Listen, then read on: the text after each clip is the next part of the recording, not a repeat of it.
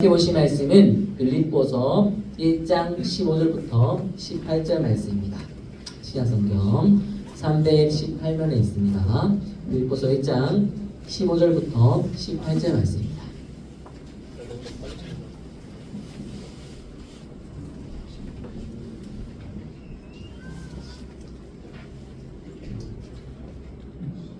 자, 우리 1장사에서 다음 주부터 무선 마이크를 좀 준비해 주세요. 계속 준비해 주셨는데 오늘 준비가 안 되는 것 같아서 제가 무선 마이크로 하는데 좀 준비 부탁드리겠습니다.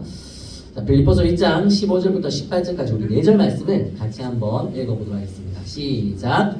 어떤 이들은 투기와 분쟁으로, 어떤 이들은 착한 뜻으로 그리스도를 전파하니 이들은 내가 복음을 변증하기 위하여 세우심을 받은 줄 알고 사랑으로 하나 그들은 나의 매임에 괴로움을 더하게 할 줄로 생각하여 순수하지 못하게 다툼으로 그리스도를 전파하느니라. 그러면 무엇이냐? 거치대로 하나 참으로 하나 무슨 방도로 하든지 전파되는 것은 그리스도니 이로써 나는 기뻐하고 또한 기뻐하리라. 아멘. 자, 오늘은 긍정성이라고 제목으로 함께 말씀을 나누도록 하겠습니다. 한 주간 잘 지내셨나요? 네. 혹시 제 얘기가 안 들리시나요? 네, 잘 들려요? 네, 한 주 잘 지내셨어요? 네. 저희 딸이 드디어 눈을 식상해 하기 시작했습니다.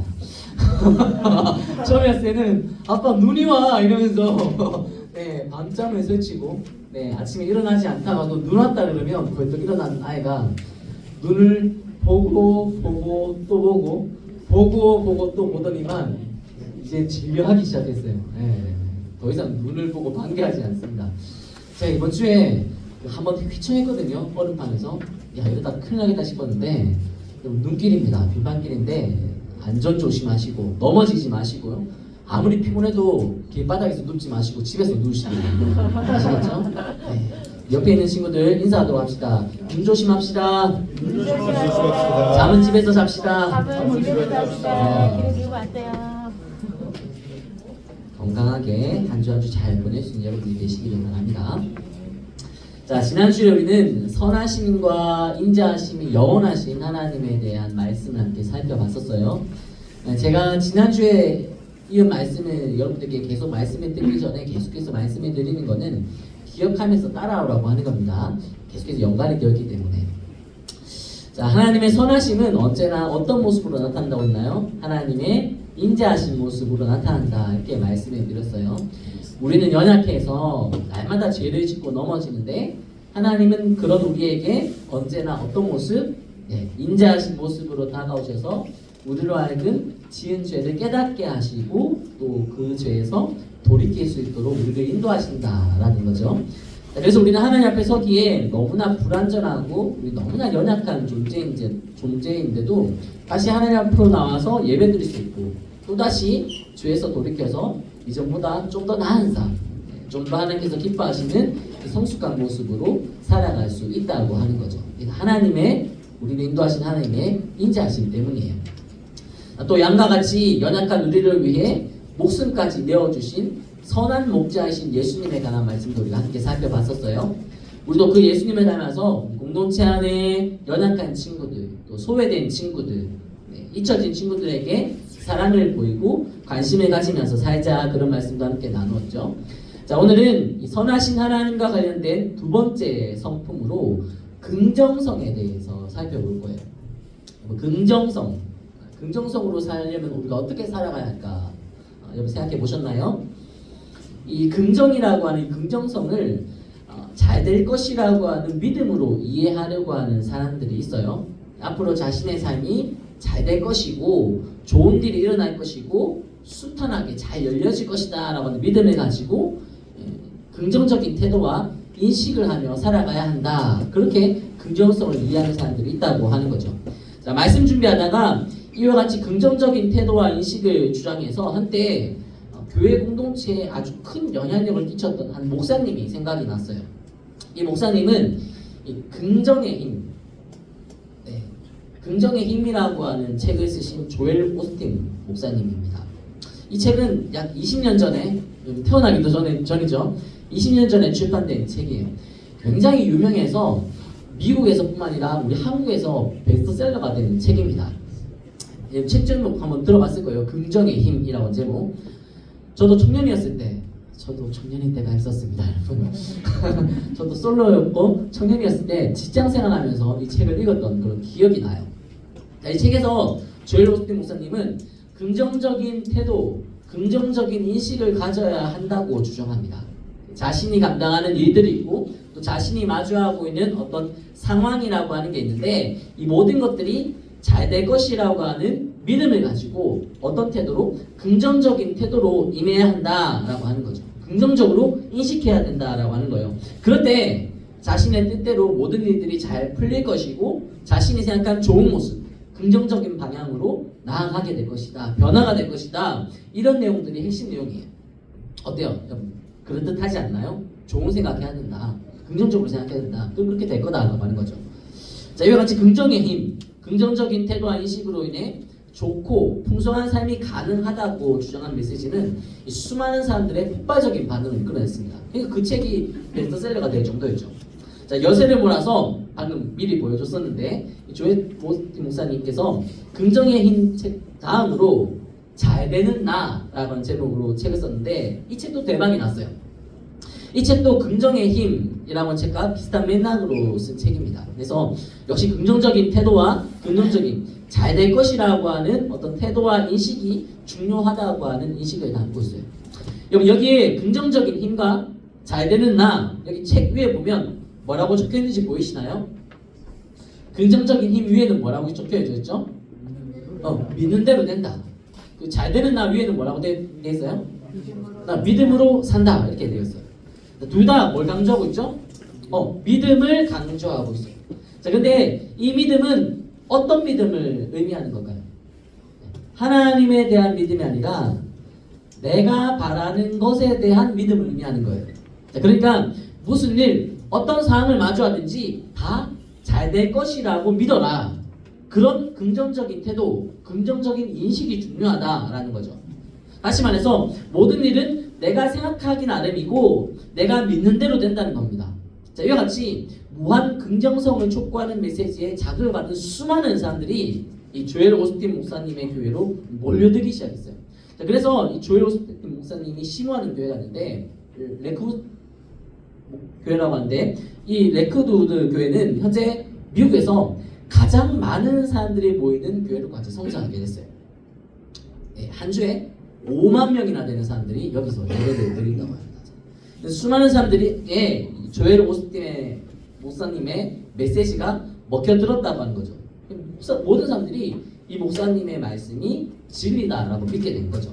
이것 봐라, 긍정적으로 생각하고 잘 될 것이라고 마음 먹고 그렇게 믿으니까 정말 성장하는구나, 정말 부흥하는구나, 정말 번창하는구나, 말 그대로 잘 되는구나, 그렇게 생각한다고 하는 거죠.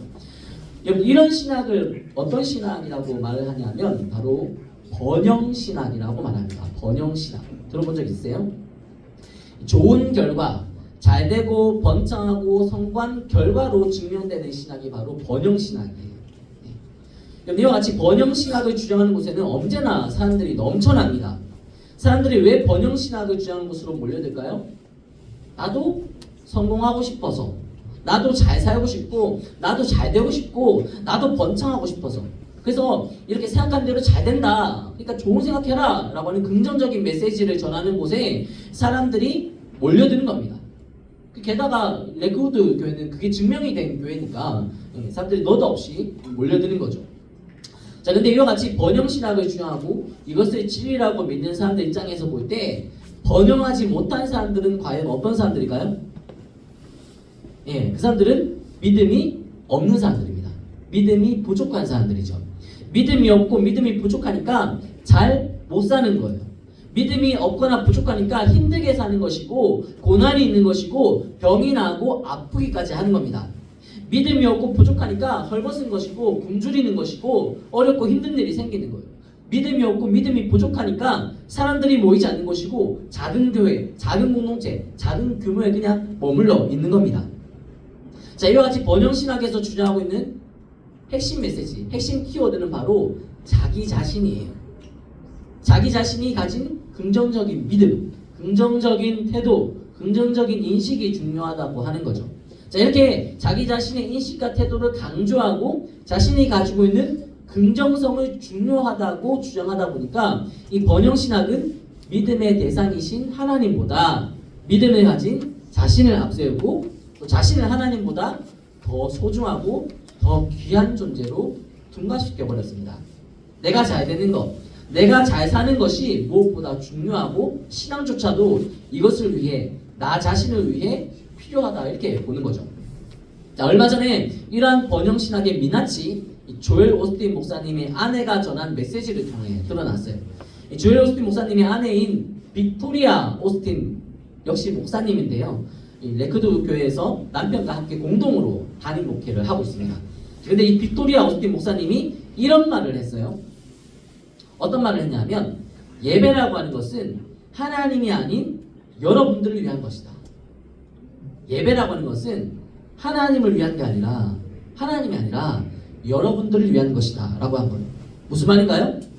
예배를 통해서 내가 위로받고 내가 체험받고 내가 기쁨과 행복을 경험하는 게 먼저라는 겁니다.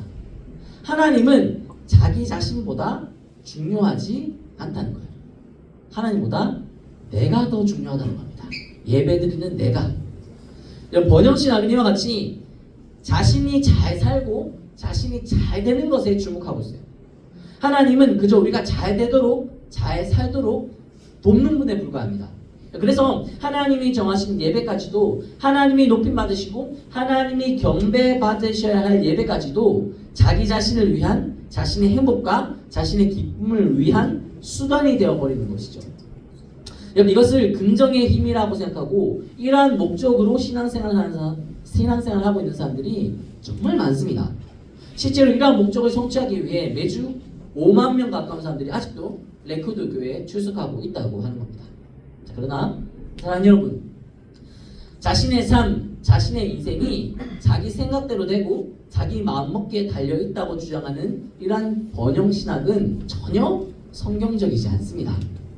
이 번영신학이 놓치고 있는 중요한 진리가 있어요. 이 진리는 신앙생활은 우리가 정말 놓치지 말아야 할 확실한 진리인데 우리가 다 알고 있는 말씀입니다. 창세기 1장 1절. 같이 한번 읽어봅시다. 시작. 백조의 하나님이 선지를 창조하시니라. 안 읽은 친구들이 너무 많아서 다시 한번 읽어볼게요. 시작. 백조의 하나님이 천지를 창조하시니라. 여러분 성경은 하나님이 천지를 창조하셨다고 하는 걸 밝히면서 시작하고 있어요. 이게 무슨 의미인가요? 이 땅, 이 천지 만물의 주인은 내가 아니라 누구시다? 하나님이시라는 거예요. 나 역시 하나님께 지음받은 피조물로서 내 인생의 주인은 내가 아니라 하나님이시라는 겁니다. 그런데 번영신학은 이것을 부정하는 거죠. 하나님보다 내가 중요하고 하나님이 영광받고 하나님이 높임 받으시는 것보다 내가 잘 되고 내가 잘 사는 게 더 중요하다고 주장하기 때문에. 또 하나 번영신학이 놓치고 있는 분명한 진리가 있는데 우리가 지난주에 살펴봤었어요. 요한복음 10장 11절 같이 읽어봅시다. 시작. 나는 선한 목자. 다시 다 같이 시작. 나는 선한 목자라. 선한 목자는 양들을 위하여 목숨을 버리거니와. 네. 여러분 예수님은 우리의 뭐라고요? 네, 선한 목자예요. 예수님이 선한 목자라는 걸 믿고 선한 목자이신 예수님을 따라가기 위해서는 우리가 분명히 인정해야 할 사실이 하나 있습니다. 그게 뭐냐면 그분은 목자시고 나는 뭐? 나는 양이라는 거예요. 양에 대해서 잘 알고 있나요? 양은요 스스로 할 수 있는 게 아무것도 없는 동물이에요. 양은 시력이 엄청 나쁘다고 합니다. 그래서 목적지를 보고 움직이는 게 아니라 바로 앞에 양, 자신의 바로 앞에 있는 양 뒷공무니만 보고 쫓아가요. 그래서 앞에 있는 양이 물에 빠지면 뒤따라가는 양들도 멈추는 게 아니라 그냥 다 같이 물에 빠져버립니다. 앞서가는 양이 낭떠러지에 떨어지잖아요. 그럼 멈춘 게 아니라 따라가던 양들은 다 낭떠러지에 떨어져서 죽는다고 해요. 왜냐면 시력이 나쁘니까. 또 목자가 일으켜주지 않으면 넘어진 양은 절대로 스스로 일어날 수가 없다고 합니다. 그래서 한번 넘어진 양은 만약에 목자에게 발견되지 못하면 혼자 발버둥을 치다가 배에 가스가 차서 그냥 그대로 죽어버린다고 해요. 또 야생동물의 공격을 받으면 양은 전혀 울지도 않고 도망가지도 않고 벗어나려고 하지도 않고 그냥 수순이 잡아먹힌다고 합니다. 양은 목자가 없이는 한순간도 살 수 없는 존재예요. 오죽하면 선한 목자이신 예수님이 이 양을 위해 목숨을 버리셔야 했을 정도로 양은 정말 무능하고 연약한 존재예요. 근데 우리가 이런 양과 같은 존재예요. 근데 번영신학에서는 이걸 인정하지 않아요.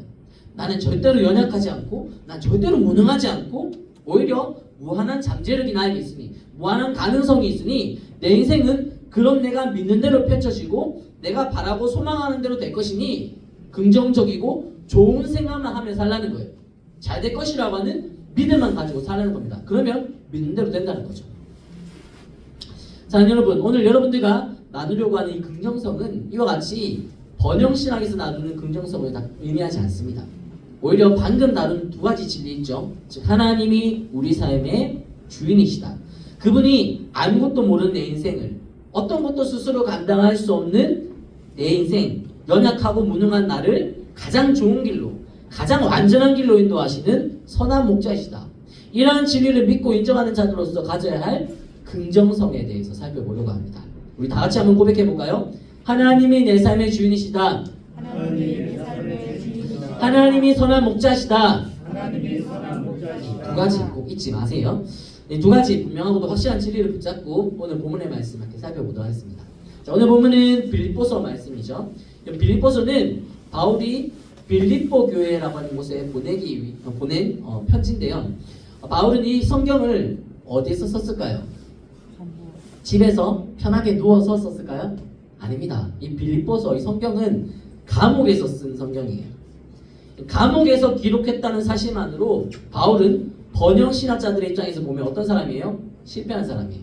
루저. 네. 잘 될 것이라고 하는 믿음이 없거나 부족하기 때문에 감옥에 있는 것이다. 그렇게 볼 수 있는 것이죠. 그러나 바울은 감옥에 있다고 해서 원망하거나 불평하거나 좌절하고 있지 않았어요. 오히려 그는 감옥에 있다는 사실이 믿기지 않을 정도로 기쁨과 감사가 넘치는 삶을 누리고 있었습니다. 우리 빌립보서 1장 3절부터 5절까지 말씀 같이 한번 읽어볼까요? 우리 큰 소리로 같이 한번 읽어봅니다. 시작. 내가 너희를 생각할 때마다 나의 하나님께 감사하며 강구할 때마다 너희들을 위하여 기쁨으로 항상 강구하오니 너희가 첫날부터 이제까지 복음을 위한 일에 참여하고 있기 때문이다. 이 빌립보 교회 성도들에게 보내는 편지를 보내면서 바울은 하나님께 감사하며 하나님께 기뻐하고 있다고 고백합니다. 감옥에 있으면 힘들다. 나 위해서 좀 기도해달라. 먹을 것 좀 보내달라. 영치금 좀 보내달라. 이런 불평과 원망의 소리가 나와야 되는데 나는 기뻐하고 있다. 나는 감사하고 있다. 이렇게 고백하고 있는 거죠. 그 이유가 뭔가요? 성도들이 복음을 위한 일에 참여하고 있다고 하는 것을 봤기 때문이에요. 성도들로 인해 이 빌립보 교회 성도들을 통해 복음이 전파되고 더 많은 사람들이 예수님을 믿게 됐는데 이게 바울에게는 기쁨이고 감사의 제목이었다고 하는 거죠. 자, 오늘 본문의 말씀도 동일한 관점에서 이해할 수 있어요. 자, 오늘 본문 15절부터 17절까지 같이 한번 읽어봅시다. 시작. 어떤 이들은 후대와 문제로 이들은 내가 복음을 견딩하기 위하여 세우심을 받는 줄 알고 사랑으로 하나 그들은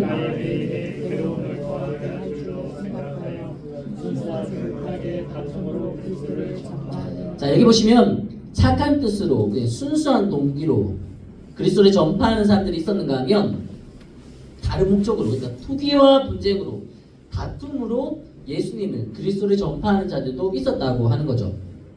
착한 뜻으로 좋은 모습으로 그리스도를 전파한 사람들은 성도들의 인정을 받고 존경을 받았어요. 그런데 그것에 대한 질투 때문에 저 사람들이 높임 받네? 저 사람들이 인정을 받네? 이런 질투와 시기심 때문에 그리스도를 전파하는 사람들도 있었다고요. 나도 인정받아야지. 나도 높임 받아야지. 그런 목적 가지고 그리스도를 전파하는 사람도 있었다고 하는 거죠. 자신도 인정받고 싶고 자신도 존경받고 싶어서 즉 선하지 않은 의도와 목적으로 그리스도를 전파하는 것이죠. 그들에 대한 바울의 반응이 18절에 기록되어 있거든요. 우리 18절도 같이 한번 읽어봅시다. 시작. 그러면 무엇이냐?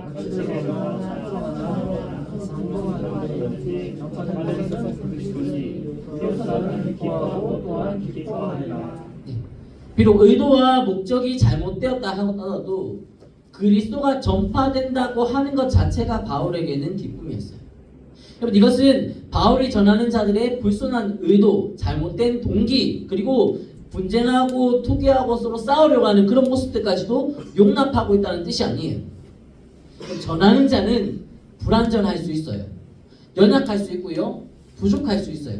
그러나 그런 그들을 통해 그리스도가 전파된다고 하는 것은 하나님께서 그들의 그 불완전하고 연약하고 부족한 모습 가운데서도 역사하신다고 하는 뜻이고, 그들의 잘못된 태도와 모습까지도 하나님께서는 선한 도구로 사용하고 계시다고 하는 것을 의미합니다. 만약 복음이 완벽한 자들을 통해서만 증거되고 온전한 태도, 온전한 모습으로만 전파되어야 하는 것이라면 여러분 누가 복음을 전파할 수 있겠어요?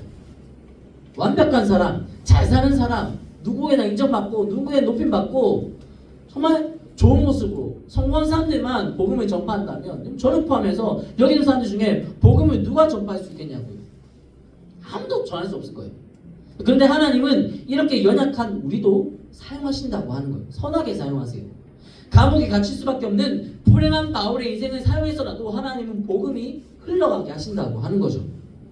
바울은 이와 같이 잘못된 동기, 연약한 모습을 가진 자들을 통해서도 복음이 흘러가게 하시고, 감옥에 갇혀있는 자신을 통해서도 복음이 전파되도록 인도하시는 그 하나님 때문에 이렇게 감옥에서조차 기뻐할 수 있고, 감옥 안에 갇혀있으면서도 하나님께 감사할 수가 있는 거예요. 여러분 이게 바로 주인이신 하나님을 믿고 의지하는 사람들만이 가질 수 있는 긍정성이에요. 번영신학의 긍정성은 자기 자신이 중심이라고 했죠. 자기 자신이 바라는 욕망에 근거한 긍정성이었죠. 이것은 지극히 자기 중심적이고 자기 지향적인 긍정성이에요. 근데 바울이 말하고 있는 긍정성은 어떤 건가요? 자기 자신 아니라 하나님을 중심으로 하는 긍정성이죠. 자신의 삶을 인도하시는 하나님을 믿고 하나님을 의지하는 것에서 비롯된 긍정성이에요. 자신이 바라는 욕망에 대한 긍정성이 아니라 자신을 온전히 비우고 낮추고 오직 선하신 하나님, 완전하신 하나님을 전적으로 의지하는 사람들만이 가질 수 있는 긍정성인 것이죠. 그래서 자신이 어떤 일을 겪고 있느냐, 자신이 무슨 상황 가운데 처해 있느냐, 그게 중요한 게 아니에요. 설사 감옥에 갇혀있다 해도, 자유가 차단된 곳에 내가 있다 해도 기뻐하고 감사할 수 있어요. 왜 그런가요? 이런 상황 속에서도 하나님의 역사는 계속해서 이어질 테니까. 하나님이 이렇게 부족한 나, 감옥에 갇혀서 아무것도 할 수 없을 것 같은 나와도 함께하고 계시고 결국 나를 선하게 사용하실 거니까. 혹시 그렇게 하지 아니하실지라도 다른 사람을 통해서라도 다른 방법을 통해서라도 하나님은 하나님의 일을 온전히 선하게 성취하실 테니까. 이게 기쁘고 이게 감사한 거예요. 누구에게 축복하는 건가요? 하나님께 축복한 기쁨이고 하나님께 축복한 감사죠. 다시 말해 나로 인해, 나의 어떠함으로 인해, 나에게 일어나는 일들로 인해 기뻐하고 감사하는 것이 아니라 내 삶의 주인이신 하나님이 높임 받으시고 하나님께서 영광 받으시는 것으로 기뻐하고 감사한다고 하는 거죠. 구약시대 하박국 선지자가 이러한 기쁨을 고백했는데요. 하박국 3장 17절 18절 말씀 같이 한번 읽어봅시다. 시작. 비록 무화과 나무가 포도나무에 열매가 없으며 감람나무에 수출이 없으며 밭에 먹을 것이 없으며 우리의 양이 없으며 외양간에 소가 없을지라도 나는 여호와로 말미암아 즐거워하며 나의 구원의 하나님으로 말미암아 기뻐하리로다. 나에게 먹을 것이 없는데, 거둘 것도 없고 가진 것도 없는데, 씨를 그렇게 열심히 뿌렸는데도 나에게 맺혀지는 열매가 아무것도 없는데 그럼에도 불구하고 즐거워할 수 있고 그럼에도 불구하고 기뻐할 수 있는 이유가 무엇인가요? 하나님이 내 하나님이시니까. 하나님만은 나와 함께 하셔서 나를 구원의 길로 인도하실 테니까. 나는 아프고 나는 고달프고 나는 헐벗고 굶주릴 수 있지만 그러나 이 모든 과정 역시 하나님의 선하신 뜻 안에 있을 테니까. 그 하나님으로 말미암아 선하신 그 하나님을 온전히 믿음으로 말미암아 기뻐할 수도 있고 감사할 수도 있다고 하는 거예요. 여러분 이게 바로 번영신학과는 다른 성경이 말하는 참된 긍정성이에요. 내 상황, 내 형편 이런 것들이 좋아서 만족이 되어서 내가 원하고 내가 바라는 대로 이루어지고 성취되어서 기뻐하고 감사해야 한다면 그건 번영신학이 말하는 긍정성이에요. 그러나 내가 어떻게 살든지 어디에서 무슨 일을 겪고 무슨 일을 당하고 있든지 하나님은 나를 떠나시지 않고 하나님은 나를 버리시지 않고 하나님은 내 삶을 여전히 선하게 인도하신다고 하는 것을 믿는다면 그럼 그게 바로 성경이 말하는 긍정성이라고 하는 겁니다. 사랑하는 여러분, 내 인생의 주인은 내가 아니 나를 지으신 하나님이시죠. 이걸 잊어버리고 내가 잘 되는 것, 내가 잘 먹고 잘 사는 것만을 위해 살아간다면 그건 신앙대로 살아간다는 것이 아니라 신앙을 이용하며 자기 마음대로, 자기 정력대로 사는 거예요. 복음은 이와 같이 세상과 똑같은 욕망을 추구하며 살아가는 사람들, 그들의 잘됨과 성공한 삶을 통해 증거되는 것이 아니라 자신에게 어떠한 삶이 펼쳐지고 어떠한 삶이 주어지든지 상하 형편이 어떠든지 삶의 주인이신 하나님을 향한 믿음이 흔들리지 않고 변하지 않는 구별된 삶, 믿음의 삶을 살아가는 구별된 자들의 삶을 통해 증거됩니다. 이번 한 주 겪고 있는 일들, 마주하고 있는 상황과 형편을 뛰어넘어서 선하신 우리 주 하나님께만 주목하시며 그 하나님의 선하신 인도하심을 확신하는 이러한 긍정성을 통해 우리 주 하나님께 영광 돌리시고 삶의 주인이신 그분 하나님을 향한 분명하고도 확실한 믿음의 모습을 보여주고 증거하며 살아갈 수 있는 우리 성황교회 중등 모든 친구들, 모든 예배자들의 삶이 될 수 있기를 간절히 소망합니다. 이렇게 일어나셔서 주가 보이신 생명의